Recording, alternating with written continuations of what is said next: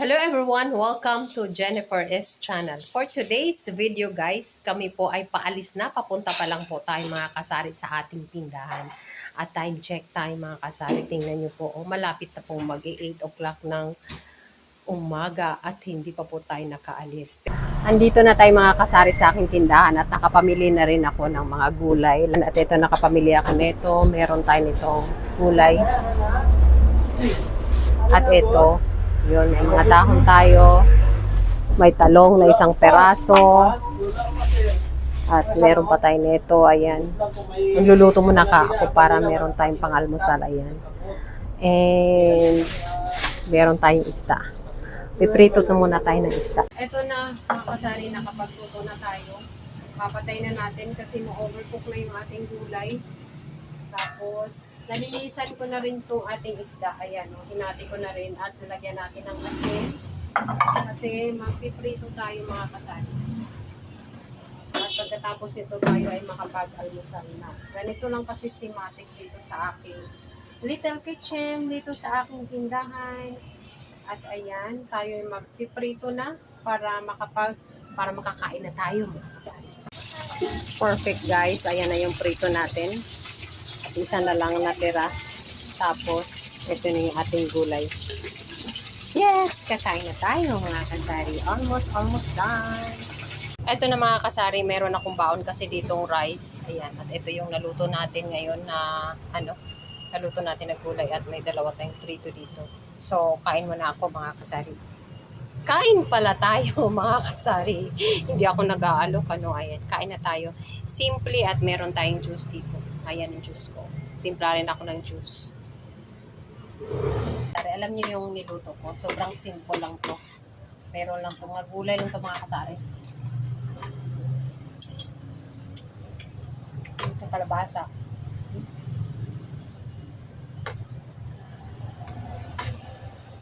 Dapat kasi mga kasari, natuto tayo kumain lang na simple. Kasi yung simple na pagkain, healthy. Da.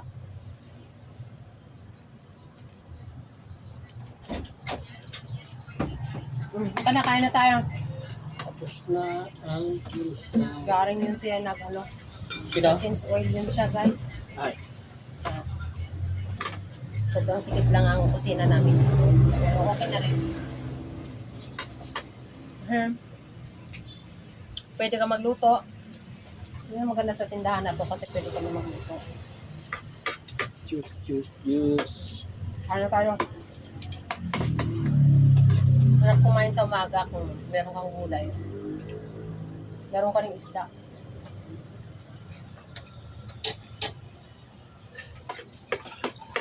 Kain mo na kami mga kasari ha? Kayo dyan guys, kain din. Kasi maganda ang kailangan kumain sa umaga para malakas sa lahat ng gawain the whole day mga kasari. Sarap ng isda mga kasari oh. Kasi maganda yung pagkaprito ko. Tama lang. Juicy siya. Sarap kainin.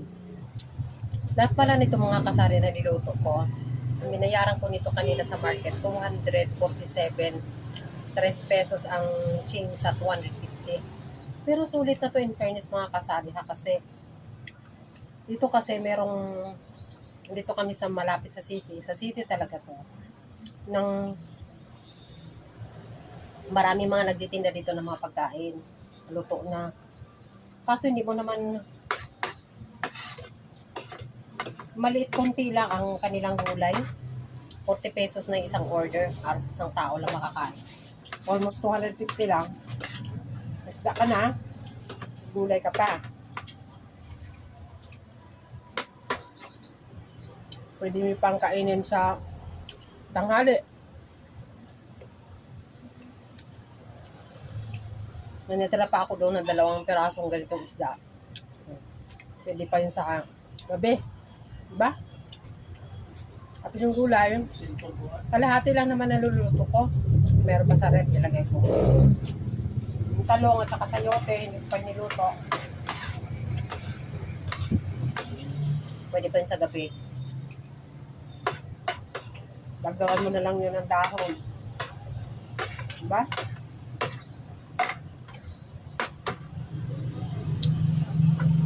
Simple yung pamumuhay. Or masaya. Masarap kumain. Kasi nagluluto ka. Maliit na yung kusina namin. Sobrang sikip. Pero, at least mga kasari may kusina na pwede ka magluto. Ayan.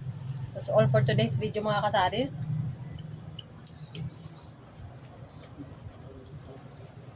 Bukas ulit. Kita-kita tayo. Ngayon pala mga kasari, meron akong delivery ng sigarilyo, camel, saka mighty. Pero mamaya pa yun.